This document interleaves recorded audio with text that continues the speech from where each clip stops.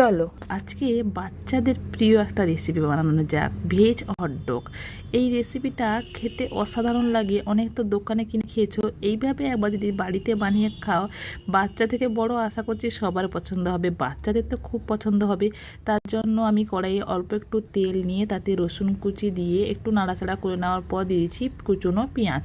পেঁয়াজটাকেও হালকা একটু ফ্রাই করে নিয়েছি। ভাজা হয়ে এলে দিয়ে দিচ্ছি ক্যাপসিকামটাকেও একদমই ছোট ছোট করে কেটে নিয়েছি। এরপর সব কিছু একটু নাড়াচাড়া করে ভেজে নেওয়ার পর দিয়ে দিচ্ছি স্বাদ মতো লবণ আর মরিচের গুঁড়ো।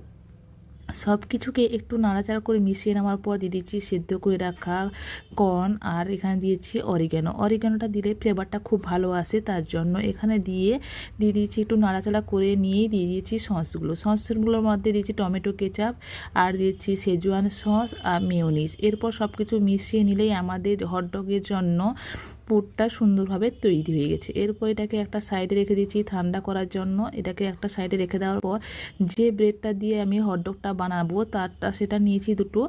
এরপর মাঝখানে এইভাবে ফাঁকা করে নিতে হবে, যাতে হটডগের জন্য যে মশলাটা বানিয়ে রেখেছি সেটা পুরটা সুন্দরভাবে ফিল আপ করতে পারি। এইভাবে ছুরির সাহায্যে কেটে নিয়ে সুন্দরভাবে ফাঁকা করে নিয়েছি, যাতে হটডগের যে পুরটা ভালোভাবে ঢোকানো যায়। একদম ভরপুর করে এখানে ঢুকিয়ে নিয়েছি হটডগের মশলাটা। খুব সুন্দরভাবে মশলাটাকে একদমই ভালো করে চামচের সাহায্যে ফুলফিল করে নিয়েছি। ভালো করে ভর্তি করে নেওয়ার পর এখানে উপর থেকে ছড়িয়ে দিয়েছি চিজ। এখানে আমি নিয়েছি চিজ স্লাইসগুলো যে পাওয়া যায় সেটা নিয়েছি। চিজ স্লাইসটাকে একটু ছিঁড়ে ছিঁড়ে নিয়ে উপর থেকে এইভাবে সুন্দরভাবে সাজিয়ে নিয়েছি।